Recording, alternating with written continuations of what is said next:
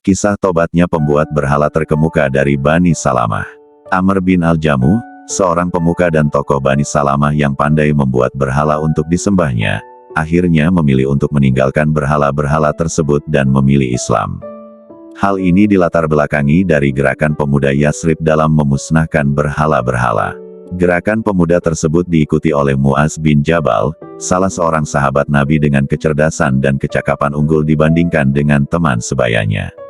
Mu'az dan teman-temannya yang lain membuat gerakan sembunyi ataupun terang-terangan untuk menghancurkan segala berhala di Madinah, termasuk milik Amr bin Al-Jamuh.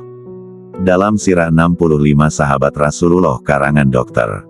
Abdurrahman Rafat Al-Basya, Amr bin Al-Jamuh selalu menjaga kebersihan berhalanya dengan memakaikan pakaian sutera hingga memberi wewangian setiap pagi.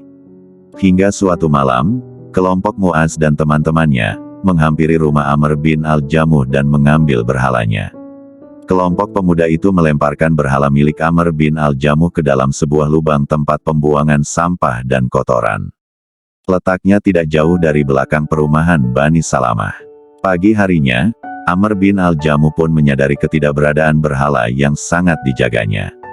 Ia pun mencari berhala tersebut yang pada akhirnya ditemukan sedang tertelungkup dan tenggelam di antara sampah maupun kotoran. Amr bin Al-Jamuh berseru, "Celakalah kalian, siapa yang berbuat begini kepada Tuhan kami tadi malam?" Setelahnya, Amr bin Al-Jamuh pun seketika mengambil berhalanya kembali dan segera memandikannya. Tidak lupa ia memberikan wewangian setelah ia sampai di rumah.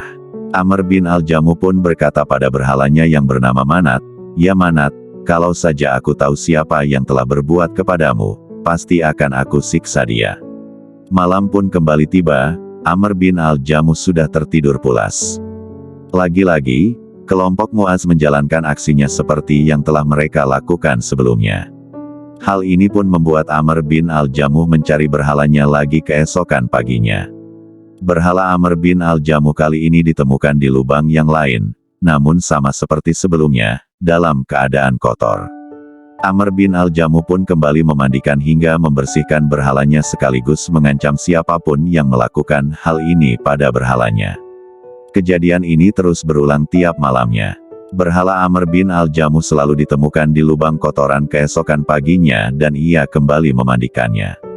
Hingga akhirnya, Amr bin Al-Jamuh pun menggantungkan sebuah pedang pada berhalanya. Ia berkata pada berhalanya, "Aku tidak tahu siapakah yang telah berbuat ini kepadamu, seperti yang engkau lihat. Jika engkau memiliki kebaikan, ya Manat, maka jagalah dirimu dan ini pedang aku berikan padamu."